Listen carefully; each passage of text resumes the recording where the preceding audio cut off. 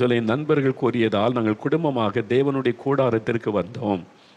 நாங்கள் என் மகளை கூட்டிக் கொண்டு உள்ளே வரும்போது என் மகள் எரிச்சல் அடைந்து கோபப்பட ஆரம்பித்தாள். உள்ள வர விரும்பலை. அதுக்கு பின்னால் இருக்கிறது ஒரு ஆவி அந்த சின்ன பிள்ளையை வாதித்து கொண்டு இருந்தது. 12 வயசு பிள்ளைக்கு என்ன தெரியும்? படிக்கிற பிள்ளைய பிசாசு இன்னைக்கு அந்த அளவுக்கு மக்களை கொடுமைப்படுத்தி கொண்டு இருக்கிறான். கோபப்பட ஆரம்பித்தாள். தேவனுடைய கூடாரத்தின் ஜெபமயத்தில் வைத்தில் தேவ ஊழியர் ஒருவர் எங்கள் குடும்பத்தை விசாரித்து ஆலோசனை கூறி என் மகளுக்காக பாரத்தோடு ஜெபித்தார்கள். தேவ ஊழியர் ஜெபிக்கும் போதே எங்களை அறியாமலேயே நாங்கள் எல்லாரும் அழுது இயேசுவிடம் எங்களை அர்ப்பணித்தோம். அவ்வளோ துக்கம், அவ்வளோ பாரம்.